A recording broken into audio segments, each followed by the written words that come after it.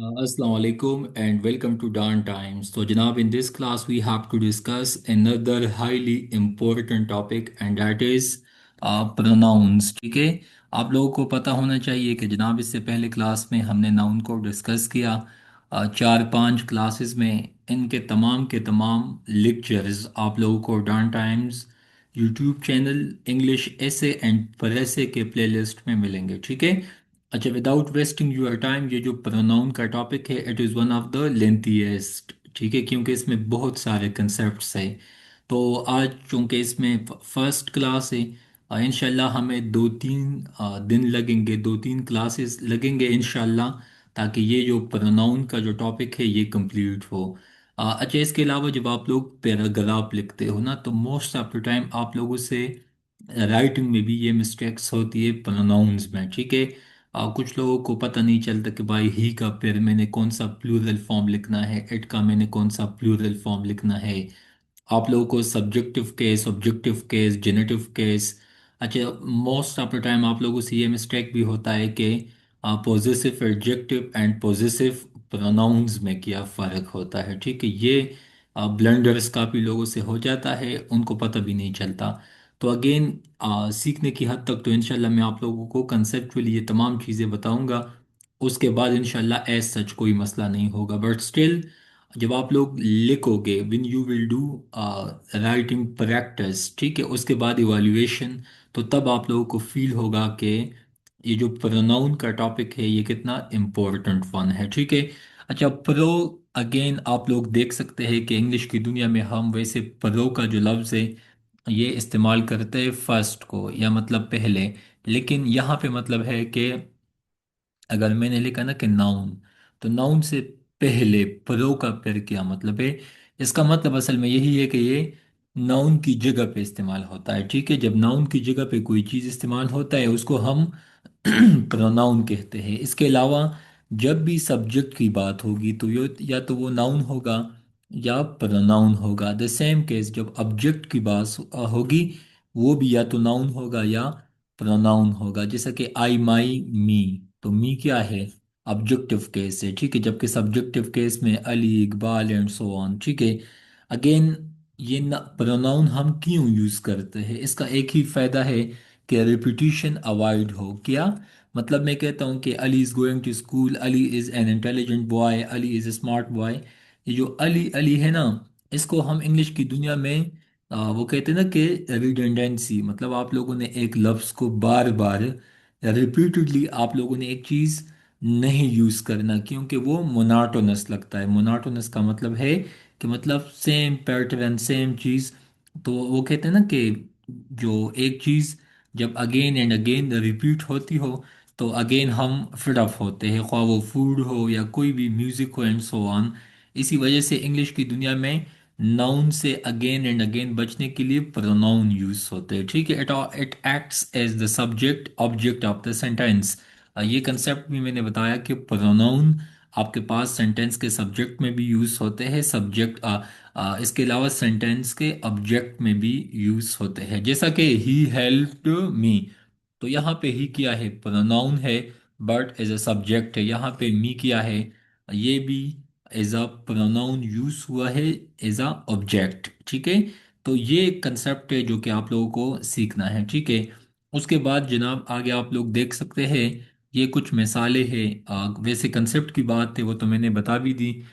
ये तीन सेंटेंसेस आप लोगों को समझने के लिए बहुत इम्पोर्टेंट है। जैसा कि Ram help Priya to do the work.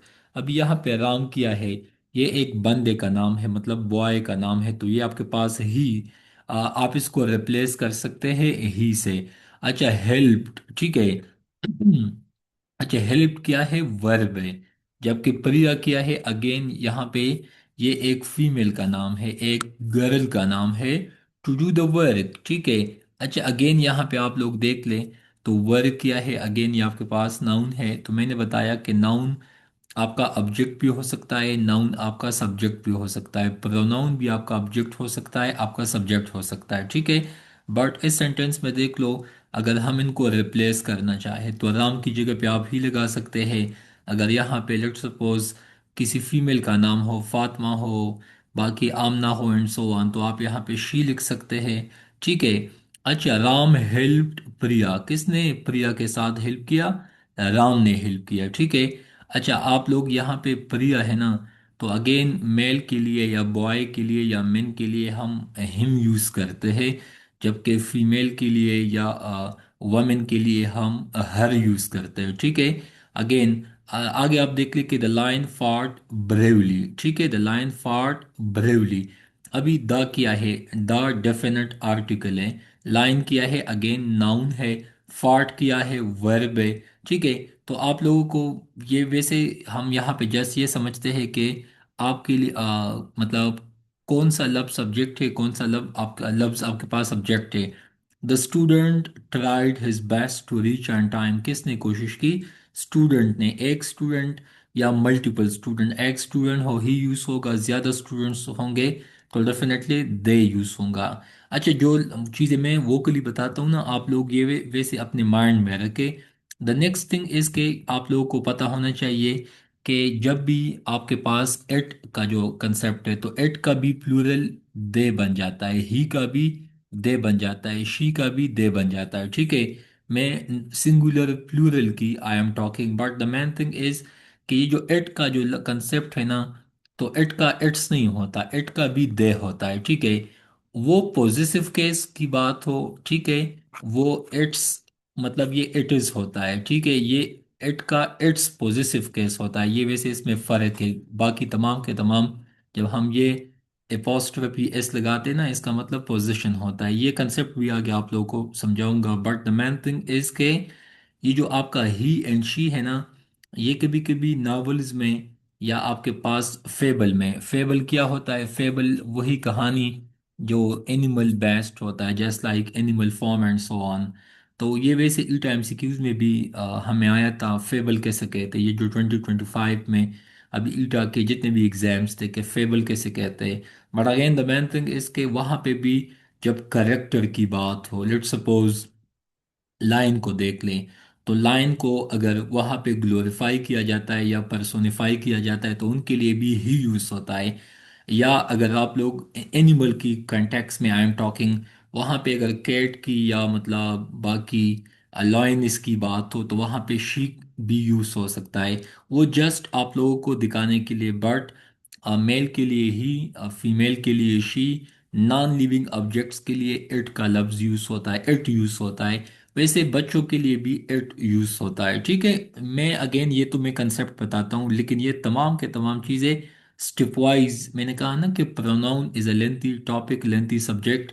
इनशाला एंड पे 3-4 क्लासेस के बाद जब आपका कोई क्वेश्चन बनेगा भी से, वो तमाम के तमाम खुद बहुत एड्रेस हो जाएंगे। ठीक है। तो ये जो मैंने बता दी अभी, आप जस्ट इन पे सोच ले उसके बाद। But some time he and she also use in order to make story attractive and the best. ये जंगल बुक, इसमें भी मैंने वो के लिए ऑलरेडी बता दिया। उसके बाद ये मैंने बताया ना कि एट आपके पास सिंगुलर चीज़ों के लिए इस्तेमाल होता है, तो इसका भी दे बनता है प्लूरल। शी का भी वैसे ही का भी। अच्छा, जब आप लोग ये लिखते हो ना मतलब पैराग्राफ राइटिंग में, तो कभी कभी आप लोगों से यहाँ पे फिर मसला बन जाता है कि मतलब आप लोग जब लिखते हो तो शी, लेकिन जब आप आगे सेंटेंस को कंटिन्यूएशन में लिखते हो, फिर वहाँ पे आगे आप लोगों को कंफ्यूजन आती है कि अच्छा मैं यहाँ पे अभी हर लिखूँ, दे लिखूँ। मतलब इस तरह की कंफ्यूजन स्टार्ट में बनने को आती है। But if you have practice, लिखाई आपकी मतलब एक फ्लो में होंगी, तो इनशाला ये मिस्टेक्स आप लोगों से नहीं होंगी। कंसेप्ट तो आप लोगों को पता होता है, लेकिन राइटिंग इज समथिंग एल्स। ठीक है। उसके बाद अगेन पॉजिटिव केस का, बाकी सब्जेक्टिव केस ये मैं आगे बताता हूँ। ठीक है। अच्छा, आगे आप लोग यहाँ पे देख ले कि द बेबी क्राइड लाउडली। ठीक है। अच्छा, आगे आप यहाँ पे भी क्या मतलब है कि दा, तो जब मैंने दा लगाया तो डेफिनेटली बेबी आपके पास क्या है, मतलब एक छोटा बच्चा है ना, तो ये आपके पास सब्जेक्ट हो गया, जबकि क्राइड क्या हो गया? वर्ब हो गया। तो यहाँ पे द बेबी क्राइड लाउडली, अभी यहाँ पे आप इनको रिप्लेस कर सकते हैं इट से, क्योंकि बेबी के लिए, नॉन लिविंग ऑब्जेक्ट्स के लिए भी इट यूज होता है। ठीक है। उसके बाद यहाँ पे आप देख ले द टीचर वॉज। अच्छा, मैंने सिर्फ जस्ट अभी आप लोगों को ये समझाना है कि सब्जेक्ट वर्ब एंड ऑब्जेक्ट, वैसे कभी कभी ऑब्जेक्ट ना भी हो, सब्जेक्ट एंड वर्ब भी आपको कंप्लीट सेंस देता है किसी भी सेंटेंस में। अभी हम जस्ट यहाँ पे ये समझाते हैं कि आपके पास सब्जेक्ट कौन कौन से अल्फाज हो सकते हैं, ऑब्जेक्ट कौन कौन से अल्फाज हो सकते हैं। जैसा कि अभी इन है, तो इन आपके पास प्रीपोजिशन है। याद रखो हमेशा जिंदगी में कि प्रीपोजिशन के बाद ऑब्जेक्ट आता है, जबकि प्रीपोजिशन से पहले हमेशा सब्जेक्ट्स आते हैं। ये तो एक वेल नोन एस्टेब्लिश फैक्ट भी है, कंसेप्ट भी है, ठीक है। अच्छा, जब मैंने आगे बात की कि आपके पास नोट मतलब for small baby and child we also use it, ठीक है। तो स्मॉल बेबी के लिए भी हम कौन से लफ्ज यूज करते हैं, इट का लफ्ज यूज करते हैं, ठीक है। तो ये भी आपको पता हो कि ही कहाँ पे यूज होता है, शी। बाकी एनिमल फॉर्म का मिसाल दिया, या वैसे जंगल बुक का मिसाल दिया, ये तमाम के तमाम वो कंसेप्ट है जो कि आपको वैसे भी पता होने चाहिए, ठीक है। अच्छा, ये तो एमसीक्यूज पॉइंट ऑफ व्यू से चीज़ें हैं जो मैं समझाता हूँ। बाकी पैराग्राफ राइटिंग में या ऐसे राइटिंग में भी when you will do evaluation, तब भी मैं यही चीज़ आपको बताऊंगा कि भाई लेक्चर में तो ये कंसेप्ट मैंने इसी तरह समझाया था। अच्छा, अभी हम आते हैं ना टाइप्स ऑफ प्रोनाउंस पे, ठीक है। ये बिल्कुल स्टार्ट है। इस क्लास को आप लोग जस्ट एक कंसेप्ट वाइज समझे, बाकी प्रॉपर क्लास अगेन कल से स्टार्ट होगी, ठीक है। अभी आप लोग यहाँ पे देख ले जनाब के आपके पास है पर्सनल प्रोनाउंस। अच्छा, हमेशा याद रखें कि पर्सनल प्रोनाउन के मतलब वैसे एक होता है ना पर्सनल प्रोनाउन, एक होते इम्पर्सनल प्रोनाउन। इसका क्या मतलब है? जब आपके पास पर्सनल प्रोनाउन वही होते हैं ना जिसमें सब्जेक्ट या स्टार्ट में आता है या एंड पे आता है, मतलब ये जो आपके पास इट है या बाकी चीज़ें, लेकिन जब दरमियान में आता है वो हम इम्पर्सनल सेंस में लेते हैं। बट अगेन यहाँ पे मेन चीज़ों को देख लो कि पर्सनल का मतलब है पर्सन से निकला है। पर्सन के फिर आगे तीन टाइप है, फर्स्ट सेकंड एंड थर्ड। सुने, इसका रट्टा नहीं लगाना, कंसेप्ट समझाता हूँ। मैं हूं ना अभी, I am talking, I am talking, तो मैं कौन हूं? मैं फर्स्ट हूं ना, मैं बोलता हूं। तो आई एम फर्स्ट पर्सन। अगर मैं एक वाहिद बंदा हूं तो आई, लेकिन अगर मेरे पास बाकी लोग भी हो तो हम कहेंगे कि वी, ठीक है। अभी आप लोग मुखातिब हो, अभी मैं आपसे मुखातिब हूं, तो आप मेरे सामने है तो आप यू बन गए, तुम या आप, ठीक है। लेकिन मैं कहता हूं कि डॉन टाइम्स के जो बाकी स्टूडेंट्स हैं, बोथ मेल एंड फीमेल, तो उसमें मेल भी है तो उनके लिए ही, उनमें फीमेल्स भी है तो उनके लिए शी। वो अभी तो नहीं है, अभी तो क्लास में मैं हूँ और आप है। लेकिन जो लोग अभी अवेलेबल नहीं है, नॉन अवेलेबल है, उनकी भी बात है, उनकी तरफ भी इशारा है। तो वो थर्ड पर्सन है ना, मैं फर्स्ट आप सेकंड, वो लोग जो अभी गायब है, जो अभी मौजूद नहीं है, लेकिन उनकी तरफ इशारा है, वो आपके पास थर्ड पर्सन बन गए, ठीक है। तो इसी वजह से आपको पर्सनल का जहां तक ताल्लुक है, तो मैं वो आपको इस तरह कंसेप्ट वाइज भी समझाता हूँ, जैसा कि आई first, I my me. Again ये मतलब subjective case, positive case, objective case. We, तो अगेन फर्स्ट, मतलब ये तो तीनों के तीनों आते तो पर्सनल में है, लेकिन सिर्फ ये फर्क है कि फर्स्ट कौन है, सेकंड कौन है। अच्छा, अस, अगेन वी का अस, शी, अगेन पर्सन की बात है लेकिन थर्ड पर्सन की बात है तो शी का फिर ऑब्जेक्टिव केस। अच्छा, एट मैंने कहा ना कि बेबीज के लिए भी इस्तेमाल होता है, लिविंग थिंग्स के लिए भी इस्तेमाल होता है, एनिमल्स के लिए भी इस्तेमाल होता है। अच्छा, दिम, तो दे का दिम, तो दे ज्यादा के लिए मतलब मैक्सिमम या मतलब कलेक्टिव फॉर्म के लिए यूज होता है। अच्छा, एक और चीज याद रखो, मैं आपको बिल्कुल आसान भाषा में जो चीज समझाने वाला हूँ वो यही है कि आपको इस बात का अगर पता लग गया ना तो फिर आपके मजे होंगे। जैसा कि आपको पता है कि जब आप ये चीज सीखते हैं ना, जैसा कि पोजेसिव प्रोनाउंस में जब आपके पास एस आता है, कभी भी जिंदगी में याद रखो कि एडजेक्टिव में, किस चीज में, एडजेक्टिव में एस एंड ई एस तो हम नहीं लगाते। ये तो मैंने नाउन में भी समझाया था। तो मतलब क्या हो गया कि पोजेसिव के दो टाइप से, एक पोजेसिव प्रोनाउन से, एक पोजेसिव एडजेक्टिव है। तो एडजेक्टिव में तो एस ई एस लगता नहीं है, तो इसका मतलब है कि इसमें भी एस है, इसमें भी एस है, इसमें भी एस है। तो ये तो हो नहीं सकता कि ये आपके पास एडजेक्टिव हो। तो डेफिनेटली। अच्छा, प्रोनाउन आपको पता है कि तीन चीज़ों का सिंगुलर प्लूरल बन सकता है, एक नाउन का, एक प्रोनाउंस का, एक आपके पास वर्ब का। तो प्रोनाउन अगर सिंगुलर हो तो एस नहीं लगता, बाकी अगर प्लूरल हो जैसा कि बॉय का बॉयज या ही का मतलब दे, मतलब इस तरह आप समझे। तो जब इसमें आपने एस लगाया तो डेफिनेटली ये क्या बन गया, ये मतलब प्लूरल भी बन गया। या वैसे अगर हम उस कंटेक्स्ट में ना बताए, वैसे बताए, तो आपको पता होना चाहिए कि प्रोनाउन में तो एस लगते हैं ना, एडजेक्टिव में तो नहीं लगते। ये मैंने जस्ट आपको समझाने के लिए बताया। तो इसी वजह से ये आपके पास वो तमाम कंसेप्ट से, जब आपको एस मिलेगा किसी भी लफ्ज के एंड पे, जैसा कि यूअर्स, अवर्स, ठीक है, तो वो आप समझोगे पोजेसिव प्रोनाउंस। अभी माइन, मेरा, तो पोजीशन है ना।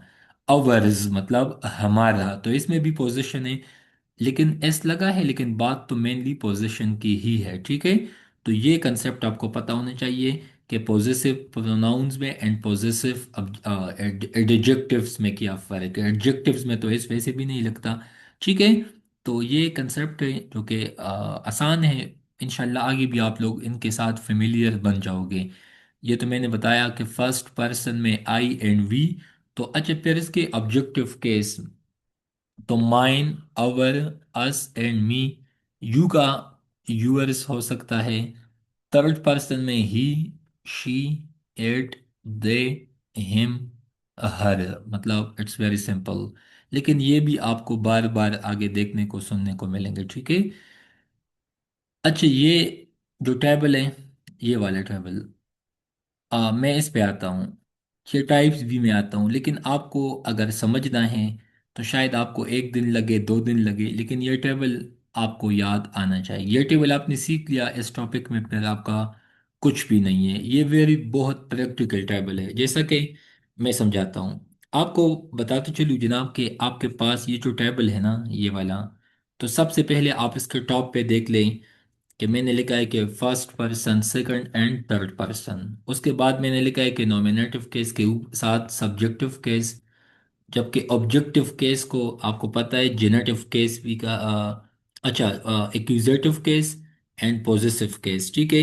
अच्छा, ये मैंने एक कंसेप्ट बताया आपको, लेकिन आपको ये भी पता होना चाहिए कि मतलब इन शॉर्ट हम इसको यूँ समझे कि subjective case, objective case, positive case, बस ये तीनों चीज़ें याद रखे, बाकी ना भी समझे, नॉट अ बिग इशू। आपने कंसेप्ट सीखना है ना, मतलब आपको चीज़ आना चाहिए, बाकी एक चीज़ के 10 नाम भी हो, हमें नाम्स के साथ क्या लेना देना, कंसेप्ट समझना है। तो कंसेप्ट यही है कि मैंने कहा कि फर्स्ट पर्सन, तो फर्स्ट पर्सन में मैंने कहा क्या लिखा है, सब्जेक्टिव केस। तो आई आपका सिंगुलर सब्जेक्ट है, जबकि वी आपका प्लूरल सब्जेक्ट है। उसके बाद जब सेकंड पर्सन की बात हो तो यू आपका सेकंड पर्सन है। मैंने कहा ना कि थर्ड पर्सन जो अभी गायब लोग हैं, उसमें कुछ मेल है, कुछ फीमेल है, कुछ इट एंड दे। यहाँ तक तो आपको ये लाइन आपको इस तरह समझ आना चाहिए, ठीक है। उसके बाद जनाब अगर मैं आपको ये बताऊं कि आपके पास ऑब्जेक्ट है, क्या है, ऑब्जेक्ट है। तो आई, माई, मी, आई का मी, वी, अवर, अस, तो अस आपके पास ऑब्जेक्टिव। यू, यूअर या यूअर्स, अगेन ऑब्जेक्टिव केस का यू का यू बन जाता है। ही, हिज, हिम, शी, हर। बाकी पॉजिटिव प्रोनाउन में एस भी आता है, लेकिन मेन कंसेप्ट ये है कि शी का हर बन जाता है, इट का इट ही बन जाता है, जबकि दे का दिम बन जाता है। मैंने कहा कि भाई ये आपका दूसरा टेबल बन गया, ऑब्जेक्टिव केस बन गया। अभी मैंने आपको जो नेक्स्ट कंसेप्ट समझाना है वो यही है जनाब, कि आपको अगर इस बात का पता चल गया कि मैंने लिखा है कि पॉजिटिव एडजेक्टिव, मैं सबसे पहले आपको एडजेक्टिव समझाता हूँ। कभी भी एडजेक्टिव के साथ एस नहीं लगता, तो जब नहीं लगता तो भाई आपको तो काम आसान हो गया। अभी आपको इस पूरे टेबल में मुझे बताओ कि my, I, my, me, I, my, me, we, our, us, you, your, you, he, his, him, she, again her मैंने लिखा ना, तो यहाँ पे भी आपके पास वही वापस आ गया। अच्छा, इट का पोजेसिव एडजेक्टिव की बात है, तो इट्स बन गया। लेकिन मैं अगर कहूं कि दे का their and again objective case them. लेकिन मैंने आपको जो नेक्स्ट कंसेप्ट बताना है, जो इम्पोर्टेंट वन है, वो यही है आपका जनाब, कि अगर आप देख लो, माइन, माइन पोजेसिव प्रोनाउन, तो ये माइन। मैंने कहा ना कि प्रोनाउन में एस तो हम लगाते हैं, तो अवर का अवर्स हो जाएगा, यूअर तो एडजेक्टिव है, लेकिन प्रोनाउन के साथ तो एस लगाते तो यूअर का यूअर्स हो जाएगा। हिस का तो हिस, तो इस तरह तो आप लिख नहीं सकते। मतलब अगर मैं कहूँ कि हिज, तो इस तरह ये तो हिस बन जाएगा, तो ये तो बिल्कुल नॉनसेंसिकल बात है। तो ये अपनी जगह पे वापस आ जाएगा। अभी हर है ना, तो इसके साथ लगा सकते हैं हर्ज। इट्स तो अगेन मतलब इसकी जगह पे कुछ नहीं आ सकता, आता है तो उसको वापस लगाए। बाकी देयर का देयर ही, क्योंकि ये तो अपने आप में भी प्लूरल है। ये जो टेबल है, मैं कभी भी मैंने इसको याद नहीं किया है। मुझे इस तरह याद है कि प्रोनाउन आएंगे सेंटेंस के एंड पे, तो वो एस जब लगा होगा वो आपके पास पॉजेसिव प्रोनाउंस होंगे। एडजेक्टिव में तो कम हम कभी एस लगाते नहीं है। First person, second and third person मुझे वैसे भी याद है। बाकी ऑब्जेक्टिव केस का मतलब है कि जो आपके सेंटेंस के ऑब्जेक्ट की जगह पे आता है, तो वो आपको हमेशा, अगर आपकी रीडिंग ज्यादा हो तो आपको पता है कि आपको सेंटेंस के एंड पे या तो मी मिलेगा, या तो अस मिलेगा, या तो वी मिलेगा। ठीक है, इसके अलावा तो आपको पता है मुश्किल तो और कुछ आ नहीं सकता। या तो हिम मिलेगा, या हर मिलेगा, या दिम मिलेगा। आज के बाद आप जस्ट एक दो तीन चार दिन डॉन न्यूज़पेपर में जब आप आर्टिकल को या ओपिनियन को देखते, ये कंसेप्ट आप जस्ट वहां पे देख ले। बॉल पॉइंट पे जस्ट लाइन लगाते जाए, आपको खुद पता चल जाएगा कि भाई ये चीजें तो वही है जो मैंने क्लास में सीखी है। ठीक है, उसके बाद आगे बताते चलूँ, मैं आपको दोबारा वापस टॉप पे ले जाता हूँ। जैसा कि आप यहाँ पे देख ले, ये वाला कंसेप्ट देख ले, ये वाला। अच्छा, मैं तो टाइप्स पे वो तो आता हूँ वापस। ठीक है, The lion killed the boy. The lion killed the boy. Who killed the boy? The lion killed the boy. ठीक है, it killed the boy। तो अगेन इसको तो हम रिप्लेस कर सकते हैं, क्योंकि लायन भी एनिमल है। एनिमल के लिए भी मैंने टॉप में बताया, लेकिन अगेन पर्सनल प्रोनाउन मैंने कहा ना कि सब्जेक्ट की जगह पे भी आ सकते हैं, ऑब्जेक्ट की जगह पे भी आ सकते हैं। It's not a big issue. एक और कंसेप्ट याद रखो। अच्छा, मैं यही आपको बताने वाला था, माई अपोलॉजीज। उस टाइम पे भी मैं यही समझाने वाला था कि जब आपके पास ये जो इट है, इट वो मैंने असल में ना, वो मैंने कहा कि मैंने सब्जेक्ट का बोला था, लेकिन असल में मैं वो यही बताने वाला था कि जब आपके पास इट आएगा तो वो इज अ इम्पर्सनल प्रोनाउन होगा। Personal pronoun, impersonal pronoun. अभी इसका क्या मतलब है? It is I who helped her. It is I, it is I, it is Ram who helped me. अच्छा, मी किया है ऑब्जेक्ट है, हर किया है ऑब्जेक्ट है। ये तो बिल्कुल क्लियर कट बात है। अच्छा, अभी इसमें देखो कि इस सेंटेंस का जो मेन सब्जेक्ट है वो राम है। इट इज असल में आपको बताता है किस चीज के बारे में? राम के मुतालिक, कि वो असल में ना, ये राम है जिसने उसके साथ हेल्प किया। ये मैं था जिसने उसके साथ हेल्प की, या जो हेल्प किया। अभी ये जो है ना, इट इज ये असल में आपके पास इम्पर्सनल प्रोनाउंस है। बाकी इस सेंटेंस के जो मेन सब्जेक्ट है, आई हु हेल्प्ड हर, ये मैं था जिसने उसके साथ हेल्प किया। राम हु हेल्प मी, कौन था जिसने मेरे साथ हेल्प किया? वो तो राम था। असल में राम इसका सेंटेंस का सब्जेक्ट है। आम जो बंदा होगा वो कहेगा कि सर ये तो आप गलत बोलते हैं, इसमें तो इट सब्जेक्ट आता है। तो यही तो मैं समझाने वाला हूँ कि आम लोगों को तो वही इंग्लिश आता है जो कि 9 10 के नायाब किताब में या डोगर किताब में जो इंग्लिश लिखा होता है। सीएसएस में, पीएमएस में, या यूपीएससी के लेवल पे यही आपको फर्क आना चाहिए कि personal pronoun and impersonal pronouns में बेसिक फर्क किया है। ठीक है। अच्छा, एक और बात याद रखो कि जब आपके पास ये इट अगर ऑब्जेक्ट की जगह पे आएगा, तो इसको हम, ये सब्जेक्ट की जगह पे भी आए, लेकिन ये तो सब्जेक्ट नहीं है ना, ये तो इसमें डमी सब्जेक्ट है। अच्छा, डमी सब्जेक्ट भी इसको कहते हैं, जो कि आपके पास प्रॉपर सब्जेक्ट ना हो, इसको हम डमी सब्जेक्ट भी कहते हैं। ठीक है, डमी सब्जेक्ट, डमी सब्जेक्ट। ठीक है। अच्छा, आई किया है सब्जेक्ट है, विल किया है वर्ब है। अच्छा, वर्ब में भी दो टाइप है, एक एक्शन वर्ब है, एक आपके पास मतलब एक्सिलरी वर्ब समझे, या एक हेल्पिंग वर्ब समझे। बट ये भी वर्ब के टॉपिक्स में समझा दूंगा, बट यहाँ पे जो मैं बताने वाला हूँ, डू भी आपके पास काम का बताता है, विल भी आपको लेकिन विल आपके पास यहाँ पे मॉडल वर्ब भी है, बट अगेन इट, इट क्या है, ऑब्जेक्ट है। मैंने क्यों लिखा है कि ये पर्सनल प्रोनाउन है, क्योंकि यहाँ पे ये एज अ ऑब्जेक्ट काम करता है, तो ये। और बाकी ऊपर भी मैंने आपको बताया टेबल में। अगर मैं आपको टेबल ना समझाता तो शायद आपको ये बातें समझ में भी ना आते। जैसा कि अभी आप दोबारा वापस में आए, इट को देख लें, तो आपके पास जो इट है, तो मैंने कहा ना कि इसमें इट जो है, इट आपका कौन सा चीज़ है, ये अगेन ये आपका पास ऑब्जेक्टिव केस है। और ऊपर भी मैंने बताया कि इट आया है, तो इट को मैंने लिखा है कि पर्सनल प्रोनाउन, लेकिन असल में ऑब्जेक्ट है। ठीक है, इट, तो इट को भी आपने समझना है। ठीक है, उसके बाद आगे जनाब आपको पता बताते चलूं कि ये आपके पास आज जो टाइप से आपने असल में इन पे रट्टा लगाना है, क्योंकि इसके अलावा तो कोई और चारा है ही नहीं। तो जनाब डिमॉन्स्ट्रेटिव, डिमॉन्स्ट्रेटिव का मतलब है जिसमें आप किसी चीज की तरफ इशारा करते हो। So the first one is this. This जो है ना, नजदीक सिंगुलर चीज के लिए दिस। उसके बाद दिस एंड दैट, डेट भी सिंगुलर चीज के लिए लेकिन दूर की तरफ, मतलब मैं कहता हूं कि ये और वो। उसके बाद दीज, मतलब दीज नजदीक बट प्लूरल चीजों के लिए। दोज प्लूरल बट दूर के चीजों के लिए। So this, that, these, those, ये चार लफ्ज याद रखे, दिस का डेट के साथ, दीज का दोस्त के साथ। बट द मैन थिंग इसके कंसेप्ट के साथ साथ सिंगुलर प्लूरल इसके अलावा भी ये भी पता हो कि जनाब ये आपके पास नियर एंड फार डिस्टेंस के लिए भी यूज होते हैं। उसके बाद जो नेक्स्ट चीज मैंने आप लोगों को समझाना है, वो है आपके पास रिलेटिव प्रोनाउंस। ठीक है, रिलेटिव किसे कहते हैं, मतलब फैमिली के लोग, रिश्तेदार लोग, हमेशा याद रखें। ये तो कंसेप्ट आगे समझाऊंगा। जब भी आप लोगों ने सेंटेंस में देखना होता है, तो रिलेटिव प्रोनाउन से अगर आपका सब्जेक्ट सिंगुलर है तो आगे वर्ब भी सिंगुलर होगा।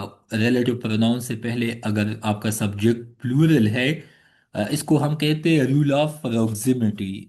ठीक है, रूल ऑफ प्रोक्सिमिटी, ये भी आगे बता दूंगा। अभी हमें तो बहुत काम बाकी है। ठीक है, लेकिन मैं कुछ चीज़ एडवांस में बताता हूँ ताकि जस्ट आप लोगों को पता चले कि हाँ ये भी काम की चीज़ है। अच्छा, हु, हुज, हुम, विच, डेट, ये जो पांच लफ्ज है ना, इनमें आपस में भी फर्क है। मतलब हु लेट सपोज अगर सब्जेक्टिव केस है, हुज अगर लेट सपोज पॉजिटिव केस है, ऑब्जेक्टिव केस है, विच एंड डेट में फिर क्या फर्क है। कहाँ पे आप लोग डेट यूज करोगे, कहाँ पे आप लोग विच यूज करोगे। मैं यकीन से कहता हूँ आधे से ज्यादा आवाम को ये पता नहीं चलता कि हमने कहाँ पे विच लगाना है, कहाँ पे हमने डेट लगाना है।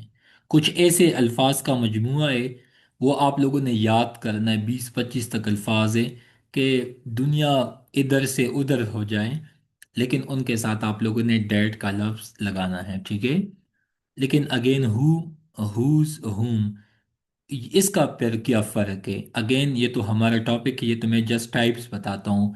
एक एक पे तो आपको शायद मैं एक एक क्लास लूँ। ठीक है, ये पेपर में पता हो कि रिलेटिव प्रोनाउन कौन कौन से है। हु, हुज, हुम, विच, डैट, ये पांच आपको पता होने चाहिए।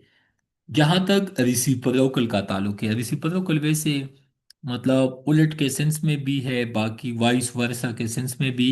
जैसा कि each and one, other and other, another, each other, one another, ये भी कंसेप्ट तो आसान है, लेकिन ये दोनों टाइप्स भी आप लोगों को आने चाहिए। ठीक है, कि रिसिप्रोकल प्रोनाउंस कौन कौन से हैं। पेपर पॉइंट ऑफ व्यू से एमओडी का एग्ज़ाम हो, एडीएसएफ का एग्ज़ाम हो, ईटा का एग्ज़ाम हो, केपीपीएससी का एग्ज़ाम हो, पेपर में अगर पूछ ले कि खुदा के लिए भाई बताओ रिसिप्रोकल प्रोनाउंस कौन कौन से हैं, अच्छा फिर रिसिप्रोकल का जो डिक्शनरी मीनिंग है लेक्चर में आगे समझाऊंगा। मैं जस्ट अगेन बताते चलूँ, ये मैं टाइप्स बताता हूँ कि अच्छा इसके ये टाइप्स है। The next one is reflexive. अच्छा, reflexive pronoun and emphatic pronoun, ये दो बातें अगर आप लोगों को समझ आई, समझ तो आ जाएगी नो डाउट, लेकिन पेपर में एमसीक्यूज में व्हाट यू विल डू, तो जनाब इसमें भी आप लोगों को मैं जो फ़र्क वाज़ेह बताता चलूँ कि आप लोगों को इसमें भी फ़र्क जानना है। ठीक है। एम्पेटिक निकला है एम्पेसिस से। जिस चीज़ पे आप फोर्स लगाते हो, एम्फेसिस लगाते हो, प्रेशर डालते हो, वो कहते हैं ना कि रिट्रेशन डालते हो, कि मतलब ये काम किसने किया, इस काम को मैंने किया, ये काम मैंने खुद किया। तो ये कभी कभी, अच्छा इसमें ये भी है ना, प्लीज नोट डाउन इट, कि जब आपके पास, कभी ये आपके पास वर्ब के बाद आएंगे, कभी कभी ये आपके यहाँ वर्ब से पहले आएंगे। जब ये वर्ब से पहले आएंगे तो फिर इसको हम एम्पेटिक प्रोनाउन लेंगे। लेकिन अगर ये वर्ब के बाद आएंगे तो फिर आप लोगों ने इसको रिफ्लेक्सिव प्रोनाउन समझना है। एक, अच्छा मैं अगेन बताते चलूं कि आप लोगों को भी, इससे पहले भी आप लोगों ने ग्रामर को समझा होगा, मुझे पता है आप लोगों को शायद मुझसे भी बेहतर आता होगा, लेकिन पेपर में जब लोग बैठ जाते हैं एक ही लफ्ज होता है, कहता है कि भाई बताओ हर सेल्फ क्या है, is it reflexive pronoun, is it emphasizing pronoun. फिर लोग कहते कि हमारा इंग्लिश तो बहुत ठीक है, लेकिन फिर वहाँ से आप लोगों से डिसाइड नहीं हो पाता। मुझे आधे से ज़्यादा अवाम कहते कि सर हम इंग्लिश तो आती, हम क्यों सीखे आपसे। मैं कहता हूँ कि ना सीखे, लेकिन मैं तो आप लोगों को हर वो बात बताऊंगा जो कि आपको एग्ज़ाम में हेल्प देगा। अभी मैंने एक लफ्ज़ बताया कि आप लोगों को अगर सब्जेक्ट की जगह पे आया होगा, वर्ब से पहले आया होगा, it will be emphasizing one. अगर बाद में आया होगा, इट्स अ रिफ्लेक्सिव वन। बाकी चीज़ वही है, कंसेप्ट वही है, अल्फाज वही है, इसमें आपको कुछ फ़र्क नज़र आ। कुछ लोग कहते हैं ये तो एक ही चीज़ है, तो फिर हम मजाक समझे इसको कि भाई सिर्फ नेम ग्रामेरियन ने इसका चेंज रखा हुआ है। नो, नॉट एट ऑल, ऐसा बिल्कुल नहीं है। ठीक है। इसके अलावा जो ब्लंडर लोगों से हो जाता है वो कौन सा, कि मिसाल के तौर पे अगर आप उनसे पूछो कि मतलब लेट्स सपोज यू का प्लूरल बनाओ, वो कहेंगे कि यूर सेल्फ। तो अगर आप कहो कि ये तो सिंगुलर के लिए है तो फिर इसका यूर सेलोज भी बन जाता है। अगर आप कहो उनको कि वन वन का बताओ, वन सेल्फ लिखेंगे, माई का माई सेल्फ लिखेंगे, हर सेल्फ लिखेंगे। ठीक है। लेकिन अगर आप उनको अवर का बताओ तो वो अवर सेल्फ लिखेंगे। नो, अवर सेल्फ नहीं होता, अवर सेलोज होता है। ठीक है। अवर सेलोज। ठीक है। अवर सेल्स वैसे प्रोनाउंस इसी तरह होता है। ठीक है।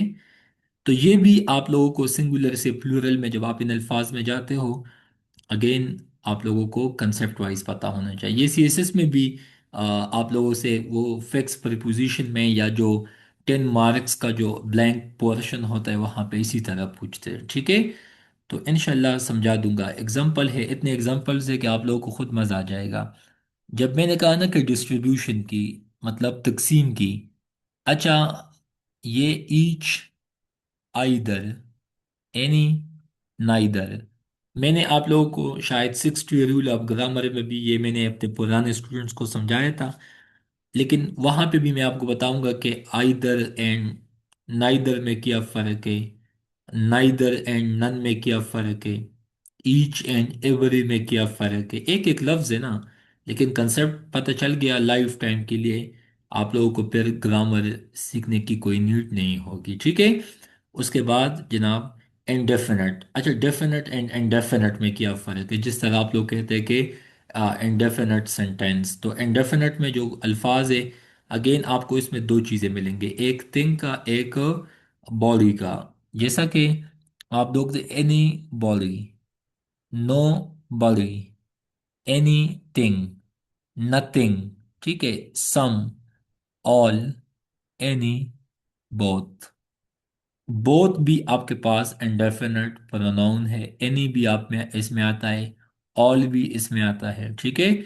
उसके बाद जब क्वेश्चन की बात हो, जब आप सवाल पूछते हो, ठीक है, तो अगेन वो जोरेन का जो आर्टिकल आया था बहुत फेमस था कि भाई आप इतने सवाल क्यों पूछते हो। तो भाई यहाँ पे वो सवाल की बात है कि आप कौन हो, आप कहाँ से हो, आप क्यों इस दुनिया में आए हो, आपका मकसद क्या है, हु, which, whose, whom।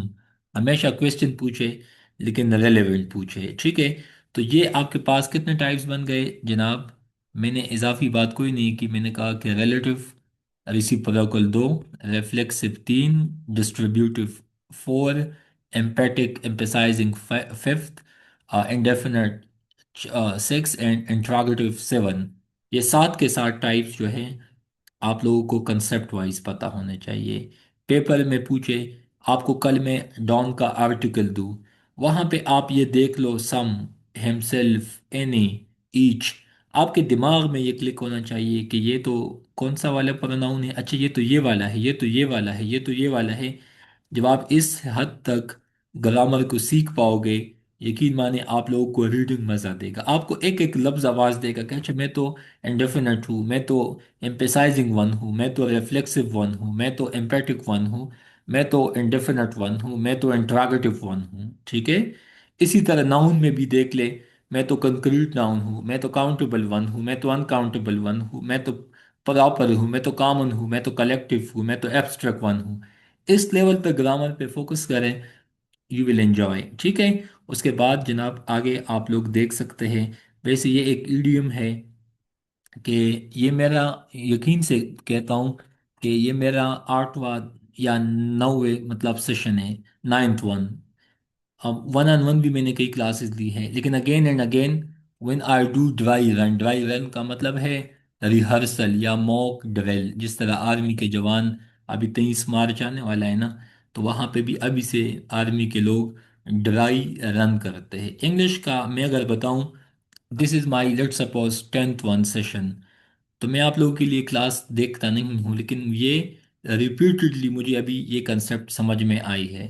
तो आप लोगों को भी बहुत एफर्ट करना होगा ये चीज़ें। अच्छा ये आप सीखोगे, महीना बाद भूल जाओगे। If you don't do dry run, so you have to do revision, you have to do rehearsal, you have to do mock drill. ये जब आपने मुझसे सीख लिया, किसी मोहल्ले में, किसी मतलब ट्यूशन में, आगे एक स्कूल 9 10 के बच्चों को ये चीज़ें समझाए, आप लोगों के दिमाग में भी ये चीज़ें फिट हो जाएंगी। बाकी मैं यही इस नतीजे पे पहुंचा हूँ, जितना लर्निंग मैंने टीचिंग में की है उतना मैंने कभी सेल्फ स्टडी में नहीं किया है। ठीक है।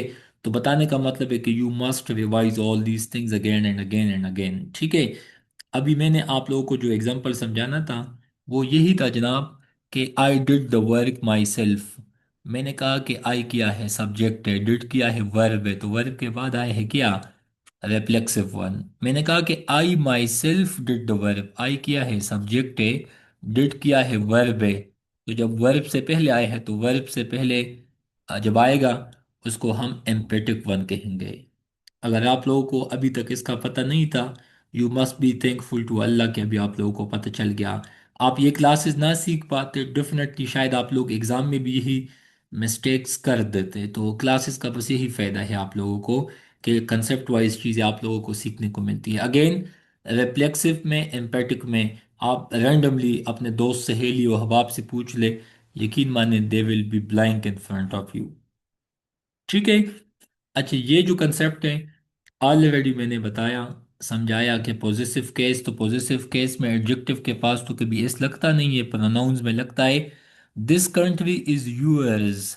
पाकिस्तान आपका है। आप लोग जब इस्लामाबाद एयरपोर्ट पे जाते हो ना, तो वहाँ पे एक बोर्ड लगा है, साइन बोर्ड, वहाँ पे लिखा है आजकल हर बंदा इस कोशिश में है कि इस मुल्क से निकल जाऊं।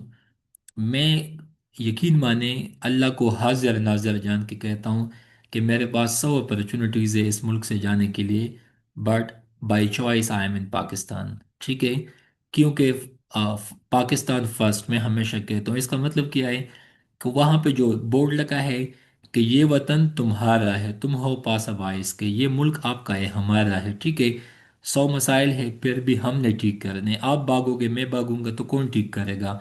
इल्ज़ाम तराशी बाकी यूरोप में, गल्फ में बैठ के टिकटॉक, सोशल मीडिया पे तो कोई भी मुल्क के खिलाफ, इंस्टीट्यूशन के खिलाफ बोंग सकता है।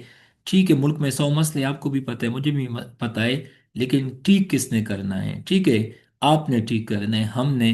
क्योंकि हम इस मुल्क के यूथ है, जवान है। तो बताने का मतलब है कि दिस कंट्री इज यूअर्स। हाँ, इसमें गद्दार भी होंगे, ऐसे लोग भी होंगे जिन्होंने बहुत नुकसान पहुंचा है इस मुल्क को, बट कौन ठीक करेगा, आप लोग। हम तो जा नहीं सकते अपने मुल्क से, अपने ज़मीन से। ठीक है। किसी न किसी ने तो यहाँ पे रहना तो है ना। तो लेट सपोज आप वो लोग होंगे, मैं वो बंदा होऊंगा, तो बताने का मतलब है कि दिस कंट्री इज यूअर्स, ठीक है। तो ये जो यूअर्स का लफ्ज है, आप स्टेक होल्डर हो, आप सिर्फ टैक्स देने वाले नहीं, आप इस मुल्क के स्टेक होल्डर्स हो। कल को आप लोग इन पोस्ट इन सीट्स पे बैठे होंगे, एंड यकीन माने अगर आप लोगों की यही मेंटेलिटी हो, इंशाल्लाह आप लोगों को अल्लाह देगा भी, ठीक है। एक टाइम था कि मैं जॉब के लिए मैं सोचता था कि शायद मुझे भी कभी गवर्नमेंट जॉब मिलेगा, भी मिला है, आई एम एंजॉइंग। मुझे ये भी पता है कि इससे अच्छा मिलेगा, उनसे दुगना चुगना मुझे मिलेगा। क्यों? आपका यकीन एंड बिलीफ होना चाहिए। तो ये आप लोग जब भी इस्लामाबाद एयरपोर्ट जाते हो, वहाँ पे आपको ये बोर्ड देखने को मिलेगा कि यहाँ से तो जाना भागना तो आसान है, लेकिन आपको ये भी सोचना है कि भाई फिर इसको कौन संभालेगा, आप लोगों ने, हमने, ठीक है। So this country is yours, ये यूअर्स जो है ये प्रोनाउन आपको बताता है, पॉजेसिव प्रोनाउन बताता है। दिस बुक इज माइन, ये लैपटॉप, ये किताब, ये एकेडमी हमारा है, आप लोगों का है, मेरा है, ठीक है, डॉन टाइम्स। उसके बाद दिस इज माई बुक, ये बुक किसका है? मेरा बुक है। दिस इज अवर कंट्री, ये मुल्क किसका है? ये मुल्क हमारा है। अच्छा, एक और बात याद रखे हमेशा, कि अगर आप लोगों ने इसको समझना है कि ये किस तरह एडजेक्टिव है। आपको पता है बुक किया है नाउन है, कंट्री किया है नाउन है। मैं हमेशा से एक मिसाल देता हूँ, आप लोगों को बिल्कुल अफेंड नहीं होना चाहिए, लेकिन ये मैं समझाने के लिए कहता हूँ कि ब्यूटीफुल गर्ल, अभी गर्ल किया है नाउन है, तो नाउन से पहले हमेशा एडजेक्टिव आता है। तो अगर कंट्री नाउन है तो अवर फिर एडजेक्टिव है। अगर बुक नाउन है तो फिर माई आपके पास एडजेक्टिव केस है। क्या केस है? एडजेक्टिव केस है। यहाँ पे आप लोगों को एस बी देखने को नहीं मिलता, इसी वजह से जनाब बी वेरी केयरफुल अबाउट कि आप लोगों को positive adjective and positive pronoun में अगर फर्क समझना हो, ठीक है। तो यहाँ तक तो उम्मीद है कि समझ आया होगा। एक और कंसेप्ट बताते चलूँ, फिर 5-10 मिनट बाद class we have to finish, यहाँ तक आज काफ़ी है। बट अगेन यहाँ पे मैं आप लोगों को एक कंसेप्ट बताते चलूँ। ये वाला स्लाइड बहुत इंपॉर्टेंट है, यूजेस ऑफ पर्सनल प्रोनाउन। अच्छा, जब भी आप लोगों ने सेंटेंस में कंजंक्शन यूज करना है, वैसे कंजंक्शन का टॉपिक भी तो बाकी है, ये तो प्रोनाउन है, आगे verb, adverb, conjunction, adjective and so on. Conjunction का काम यही होता है ना, लेट सपोज एंड है, तो अगर एंड के इस पार सब्जेक्टिव केस है, तो एंड के उस पार भी सब्जेक्टिव केस होना चाहिए। अगर एंड या आर के इस पार पॉजिटिव केस है, तो उस पार भी पॉजिटिव केस होना चाहिए, ठीक है। If two are more pronouns are joined by and are, they should be in the same case. मतलब दीज बुक्स, मैंने कहा कि this and that, these and those, जब दोज ज्यादा की बात है तो फिर बुक्स की ज्यादा है ना। Are for you and I. एक और बात बताते चलो जनाब, मैंने कहा कि यू अगर आपके पास, अच्छा एक और बात बताऊं आसान, ये जो फॉर है ना, ये प्रीपोजिशन है। तो आप लोगों को मैंने लाख दफा बताया है कि प्रीपोजिशन के बाद हमेशा ऑब्जेक्ट आएगा, प्रीपोजिशन के बाद हमेशा ऑब्जेक्ट आएगा। So these books are for you and I are me. अभी मैं आपको दोबारा वापस टेबल पे जाता हूँ। लेट सपोज अगर यू आपके पास ऑब्जेक्टिव केस है, तो फिर आई एंड मी को जस्ट देख ले। मैं अभी आप लोगों को दोबारा वापस टेबल पे ले जाता हूँ, आप लोगों ने दिमाग में आई एंड मी को याद रखना है। अभी देख ले, आई and me, I and me, तो आई तो सब्जेक्टिव केस है, और हमने कहा कि ऑब्जेक्टिव केस आएगा, तो ऑब्जेक्टिव केस तो फिर मी है। अगर आप लोग आई लगाओगे, you will be punished, you will be punished, तो हमने ऑब्जेक्टिव केस लगाना है। ये तो मैंने आप लोगों को तो ये टेबल आप लोगों को आना चाहिए। मैंने कहा कि these books are for you and I. अभी खुद देखो, अगर प्रीपोजिशन के बाद, अच्छा मैंने रूल में भी क्या बताया कि जब कंजंक्शन लगा होगा, तो कंजंक्शन में एक कंसेप्ट आप लोगों को आना चाहिए कि सेम केस लगना चाहिए, या तो सब्जेक्ट सब्जेक्ट के साथ या ऑब्जेक्ट ऑब्जेक्ट के साथ। तो अगर लेट सपोज यू आपके पास ऑब्जेक्ट है, तो फिर आई तो सब्जेक्ट है ना, एंड मी ऑब्जेक्ट है, तो अगर ऑब्जेक्टिव केस है तो इस यहाँ पे भी ऑब्जेक्टिव केस लगना चाहिए। तो फिर इस सेंटेंस को आप देख ले, ठीक है। उसके बाद एक माइनर मिस्टेक की वजह से आपका सेंटेंस गलत हो सकता है। उसके बाद दोबारा बताते चलो, you and I will do the work, you and I will do the work. अब इसका क्या मतलब है सुने, यू सब्जेक्ट है ना, तो आई भी सब्जेक्ट है, मी ऑब्जेक्ट है ना, तो आई तो सब्जेक्ट है। तो ये सेंटेंस ठीक है। राम अगर सब्जेक्ट है, अच्छा, Ram are myself will do the work, no, verb है। मैंने देखना है कि अगर सब्जेक्ट है तो रूल में तो यही ना कि सब्जेक्टिव केस सब्जेक्टिव के साथ चलेगा। तो राम अगर सब्जेक्ट है तो माई सेल्फ तो नहीं हो सकता। आई आपके पास सब्जेक्ट है, आई आपके पास सब्जेक्ट है, माई सेल्फ तो आपके साथ प्रोनाउन तो है, लेकिन माई सेल्फ तो सब्जेक्ट नहीं हो सकता, आई सब्जेक्ट हो सकता है। आई माई मी, आई माई मी, तो आई आपके पास सब्जेक्ट है, इसी वजह से माई सेल्फ गलत है, आई ठीक है। उसके बाद there is an understanding between, अगर बिटवीन की बात है, लेट सपोज राम की मैंने बात की, ठीक है। अच्छा, फिर आगे हम समझेंगे कि बिटवीन आपके पास क्या है, ये कंजंक्शन है या प्रीपोजिशन है, लेट सपोज। लेकिन अगर यहाँ पे मैं बताऊं, ये तो कंजंक्शन तो है ना। तो अगर राम आपके पास सब्जेक्ट है, तो फिर आपने ये भी देखना है आई माई मी। तो फिर आप ये देख ले कि आई आपके पास सब्जेक्ट है या मी आपके पास सब्जेक्ट है, या आप ये देख ले अगर राम आपके पास सब्जेक्ट है तो फिर ये देख ले। लेकिन मैंने सिर्फ ये बात बताई कि आपने केस को देखना है, अगर यहाँ पे सब्जेक्ट है केस है तो उस तरफ भी सब्जेक्टिव केस, यहाँ पे ऑब्जेक्टिव केस है तो उस पार भी आप लोगों ने ऑब्जेक्टिव केस लगाना है। ये बिल्कुल सिंपल लॉजिकल बात है। ये सेंटेंस चल ना हो, इसके अलावा बाकी कुछ सेंटेंसेस होंगे, लेकिन कंसेप्ट याद होगा। अच्छा, आप लोगों को कोई गुनाह भी नहीं है क्योंकि प्रीपोजिशन वाला टॉपिक भी आप लोगों का भी बाकी है। मैं हमेशा से कहता हूँ कि इस सेशन में ये आपस में इंटरलिंक्ड टॉपिक है, तो प्रीपोजिशन में भी आपको पता चलेगा कि हमारे पास प्रीपोजिशन में कौन कौन से अल्फाज है, इन, आन, एट, ऑफ, ठीक है, वो मल्टीपल चीज़ें हैं।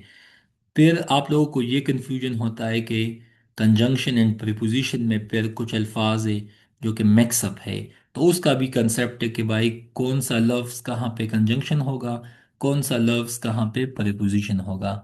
अच्छा, ये देख ले, you told me, I told you, you subject है लेकिन यहाँ पे यू ऑब्जेक्ट है।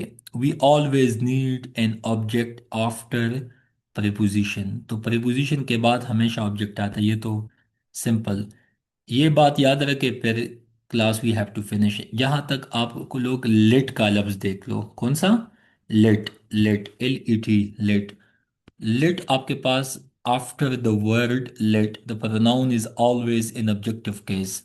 वैसे लेट इज अ वर्ब हम लेते हैं ना, सुने, let him do the work, let us attend the meeting, the principal order the peon to let Ram and I या मी एंटर द चैम्बर। अभी सबसे पहले ये समझाता हूं कि he, his, him, we, our, us किया है, हिम किया है। उसके बाद the principal order the peon to let Ram, अगर राम सब्जेक्ट है तो फिर आपके पास सब्जेक्ट सब्जेक्टिव केस के साथ मिलना चाहिए। तो फिर मुझे बताओ कि फिर मी ठीक होगा या आई ठीक होगा। अगर ये सब्जेक्टिव केस है तो फिर यहाँ पे आई सब्जेक्टिव केस आना चाहिए, लेकिन गलती किया है मैंने, गलत बोला, क्यों? मैं आपको जस्ट टेस्ट कर रहा हूं कि आपको ये पता हो कि लेट अगर ऑब्जेक्टिव केस है तो ऑब्जेक्ट के पास तो ऑब्जेक्ट आएगा ना, तो अगर राम ऑब्जेक्ट है तो फिर यहाँ पे भी ऑब्जेक्ट आना चाहिए, तो फिर आई गलत होगा, मी एज ऑब्जेक्टिव केस फिर ठीक होगा।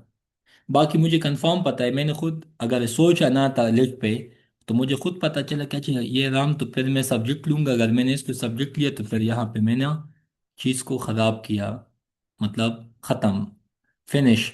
इसी वजह से you must be very careful अपने लिट पे सोच रहे हैं, क्योंकि मैंने रूल में आपको समझाया है कि लिट के बाद हमेशा प्रोनाउन आएगा।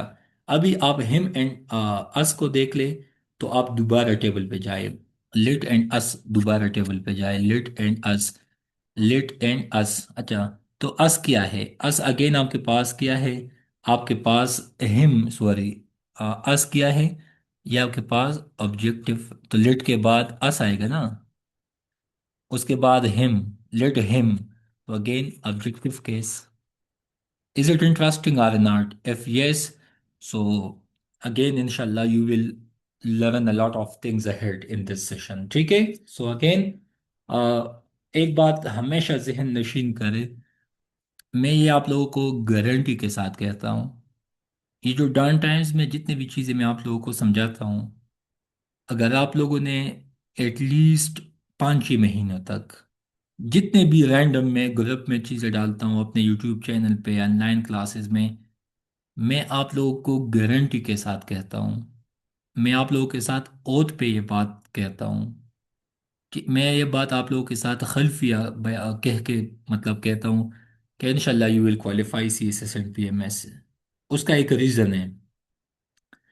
CSS में नॉलेज का एग्ज़ाम तो ये है, लेकिन अगेन ये स्मार्ट स्ट्रैटेजी चंद चीज़ें हैं जो कि आप लोगों को पता होनी चाहिए। मैं ऐसे ऐसे लोगों को देख जानता हूँ, सिंध बलूचिस्तान के पी के 5-5 साल से इस्लामाबाद में बैठे हैं, उनको इंग्लिश नहीं आते। जब आपको भाई लिट का पता ना हो कि लिट के बाद सब्जेक्ट आएगा या ऑब्जेक्ट आएगा, आपको ये पता ना हो कि कौन सा एम्पेटिक प्रोनाउन है कौन सा रिफ्लेक्सिव है, आप सारा दिन लाइब्रेरी में बैठो ना, कोई फायदा नहीं है।